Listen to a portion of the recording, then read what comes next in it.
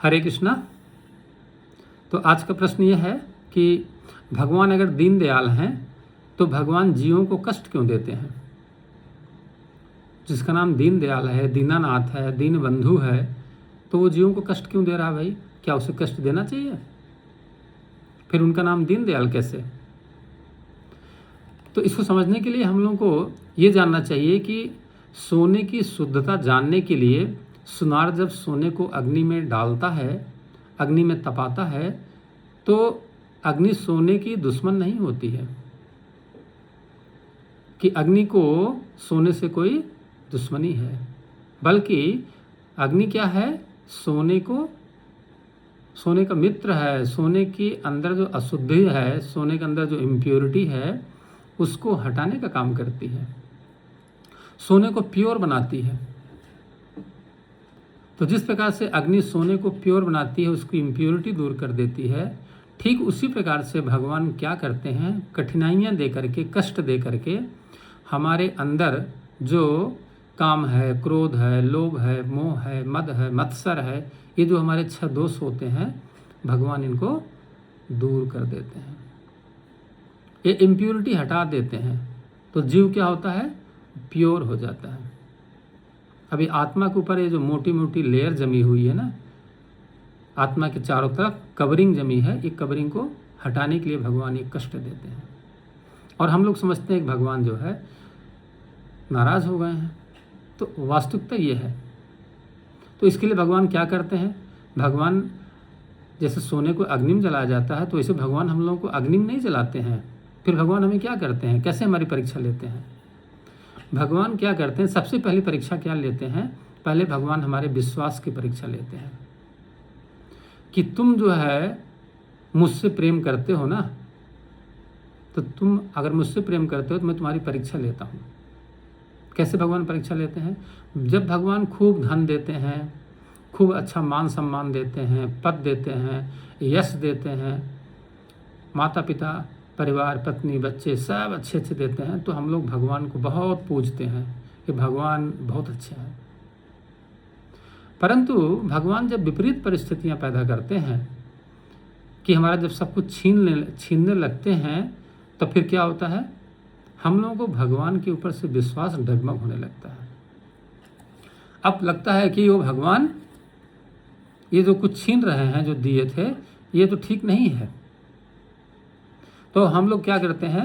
भगवान के ऊपर से हमारी श्रद्धा कम होने लगती है। तो भगवान ये चेक करना चाहते हैं कि ये बताओ कि तुम मुझसे प्रेम उन सुख के साधनों के कारण करते हो या तुम मुझसे प्रेम करते हो?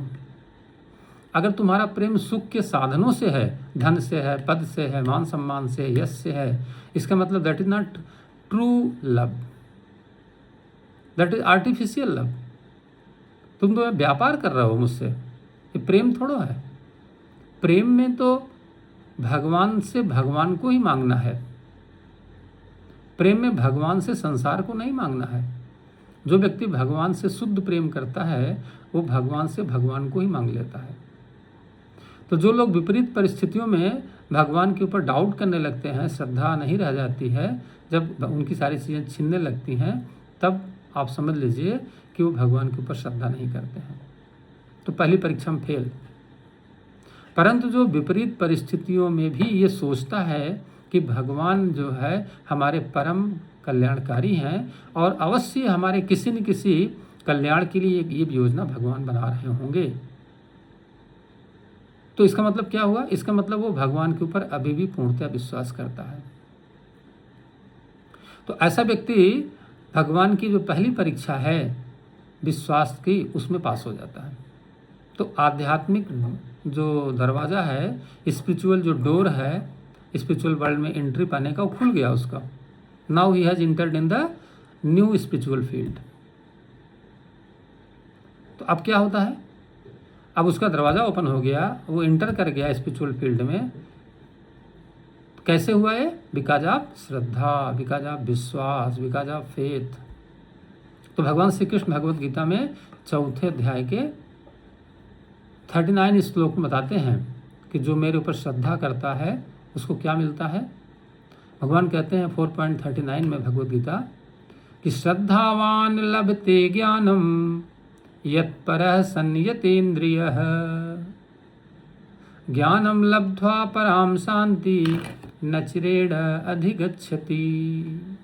श्रद्धावान लभते ज्ञानम, भगवान कहते हैं जो श्रद्धावान पुरुष है वो क्या करता है, ज्ञान को प्राप्त करता है। कौन सा ज्ञान? दिव्य ज्ञान, स्पिरिचुअल नॉलेज, आध्यात्मिक ज्ञान, भगवान का ज्ञान, आत्मा का ज्ञान, ट्रांसेंडेंटल नॉलेज। श्रद्धावान लभते ज्ञानम यत् परः संयतेन्द्रिय है, संयत इंद्रिय, जो अपनी इंद्रियों को कंट्रोल करके और श्रद्धापूर्वक क्या करता है, भगवान विश्वास करता है, वो दिव्य ज्ञान को प्राप्त कर लेता है। फिर उस ज्ञान से क्या मिलेगा? ज्ञानम लब्ध्वा पराम शांति, ज्ञानम लब्ध्वा, ज्ञान को प्राप्त करके वो क्या करता है, पराम शांति means spiritual peace, transcendental peace, दिव्य शांति को प्राप्त करता है। और न चिरेण अधिगच्छति, न चिरेण माने इमीडिएटली, ऐसा बहुत समय नहीं लगेगा कि हाँ उसको पाने में कई जन्म लेने पड़ेंगे, कई वर्ष लग जाएंगे। नो, भगवान कह रहे हैं immediately he will attain the spiritual peace. यह है श्रद्धा की पहली परीक्षा का रिजल्ट कि क्या मिल रहा है, ज्ञान और शांति मिल जा रही है। और ज्ञान और शांति के लिए आज दुनिया परेशान है, परंतु उसको भगवान पे डाउट है।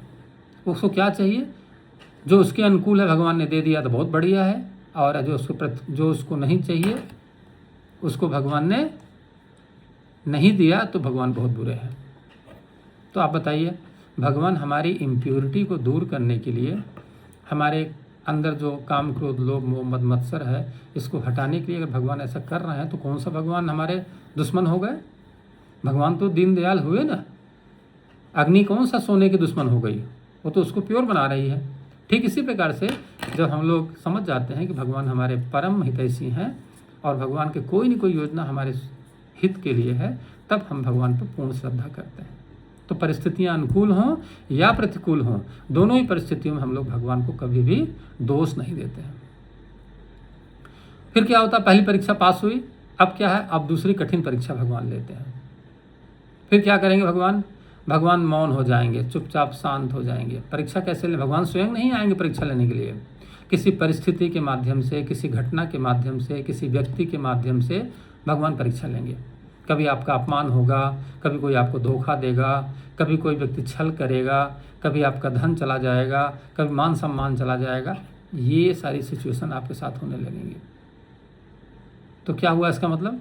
इसका मतलब ये हुआ अब हमारी दूसरी परीक्षा चल रही है और इस परीक्षा में अब हमें पास होना है, क्योंकि ये परीक्षा हमारी किस लिए ली जा रही है? हमारी और शुद्धि के लिए ली जा रही है।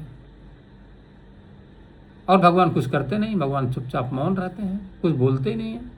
तो व्यक्ति और घबरा जाता है कि मैं तो पूजा किए जा रहा हूँ, पाठ किए जा रहा हूँ, मंदिर जा रहा हूँ, ये कर रहा हूँ, वो कर, भगवान सुन ही नहीं रहे हैं। भगवान का मौन रहना ये इस बात का संकेत है कि भगवान आपके ऊपर कंप्लीट निगाह हमेशा लगाए बैठे हुए हैं।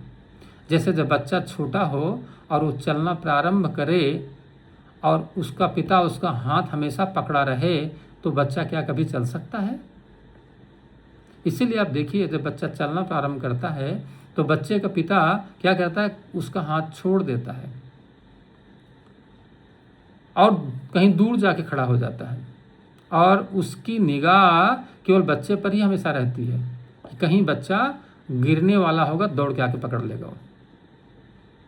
ऐसा नहीं है कि वो बच्चे को भूल गया है, बच्चे से दूर चला गया है तो अब बच्चे को देख नहीं रहा है।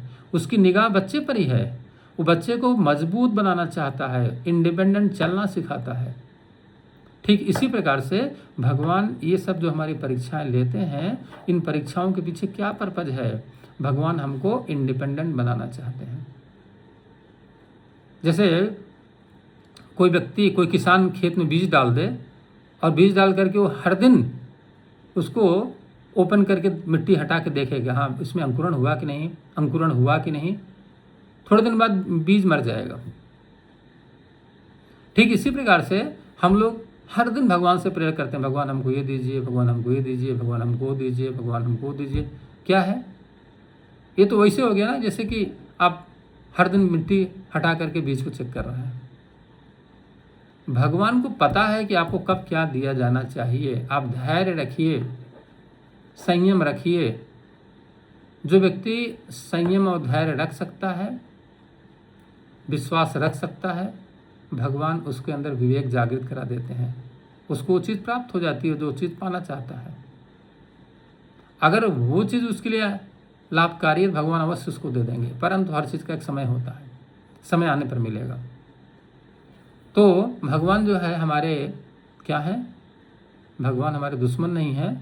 हमें बस केवल भगवान के ऊपर भरोसा रखना है, विश्वास रखना है। जब हम लोग इस श्रद्धा और इस विश्वास के साथ भगवान को पूछते हैं, भगवान की बात मानते हैं, तो भगवान हमको वो चीज़ प्रदान करते हैं जो हमारे लिए परम कल्याणकारी है। और अभी ये डाउट नहीं होना चाहिए, भगवान के साथ व्यापार नहीं चल रहा कि हाँ गए भगवान को एक लड्डू चढ़ाया बदले में मांग लिया। ये कोई लव थोड़ा है। This is not love, this is not pure love, this is the business. भगवान बिजनेस की वस्तु नहीं है, उनसे व्यापार नहीं किया जाएगा, उनसे प्रेम किया जाएगा। तो जो व्यक्ति जीवन में भगवान को प्रेम, भगवान से प्रेम स्थापित करना चाहता है, भगवान से भगवान को मांगना चाहता है, भगवान उसको मिल जाते हैं। तो सफलता की पहचान क्या है? भगवान के फील्ड में हम आगे बढ़ रहे हैं। भगवान कहते हैं कि तुम परिस्थितियों को बदलने की कोशिश मत करो, तुम स्वयं को बदलने की कोशिश करो। जिस दिन तुम स्वयं को बदल लोगे, उस दिन तुम अपने आप को पहचान जाओगे, उसी दिन परिस्थितियां तुम्हारे अनुकूल हो जाएंगी। उस दिन तुम्हें ये नहीं मालूम चलेगा कि क्या चीज़ तुम्हें कष्ट, क्योंकि तुम्हारे अंदर जो गंदगी सब गई। भगवान जब किसी व्यक्ति का अपमान कराते हैं तो उसका अहंकार खत्म कराते हैं। जब किसी का धन छीनते हैं तो भगवान क्या करते हैं, उसके अंदर जो एक आश्रय है कि हाँ ये धन मेरा आश्रय है, भगवान उसको छीन लेते हैं कि तुम्हारा आश्रय है कौन, तुम जानो पहले। इसी प्रकार से जब भगवान यश छीन लेते हैं तब उस व्यक्ति का जो सूक्ष्म अहंकार है वो चला जाता है। तो ये जितनी सारी चीज़ें हैं जो हमारी इम्प्योरिटी हैं, भगवान हमसे ले लेते हैं। उसका कारण ये नहीं है कि भगवान हमको कष्ट दे रहे हैं, उसका कारण ये है कि भगवान हमें शुद्ध कर रहे हैं, हमारी पात्रता बिल्ड कर रहे हैं। When our eligibility is build up, then Krishna is appeared in front of us. भगवान कह रहे हैं भगवद गीता में कि मैं दुर्लभ नहीं हूँ। अनन्य चेतसः सततम अस्मरति यो माम नित्यसः तस्याहम सुलभः पार्थ नित्य युक्तस्य योगिना। भगवान के तस्याहम सुलभः पार्थ, हे Partha, I am very much easily available to him those who continuously remember me. अनन्य चेतसा सततम, जो सतत मतलब लगातार मेरा स्मरण करता है, मैं उसके लिए सुलभ हूँ। तो इस संसार में भगवान जो परम दयालु हैं, दीननाथ हैं, दीनबंधु हैं, गलत नहीं है, एकदम सही है। हमारी अंडरस्टैंडिंग की प्रॉब्लम है, उस अंडरस्टैंडिंग को हमें ठीक करना है, भ्रम को दूर करना है। तो हमें ये बात समझ में आ जाएगी कृष्ण हमारे परम हितैषी हैं, परम दयालु हैं। तो हमें कोई शिकायत नहीं रहेगी भगवान से, बल्कि भगवान से प्रेम हो जाएगा। हाँ, भगवान कष्ट देंगे तो कोई बात नहीं, हमें पता है कि मेरी शुद्धिकरण हो रहा है, हमारी इम्प्योरिटी जा रही है। तो हमें कैसे ये बात नहीं अच्छा लगेगा कि हाँ भगवान हमारे ऊपर कृपा कर रहे हैं। परंतु ये अंडरस्टैंडिंग बिल्ड करना है, ये भ्रम दूर करना है, तब जा करके एक क्लैरिटी आएगी। और यही क्लैरिटी से हम लोग भगवान को प्रेम करना प्रारंभ करेंगे। तो इसी भाव से हम लोगों को भगवान को दीननाथ, दीनबंधु, दीनदयाल समझना चाहिए, उनको अपना दुश्मन नहीं समझना चाहिए। हरे कृष्णा। विश्व गुरु श्रील प्रभुपाद की जय।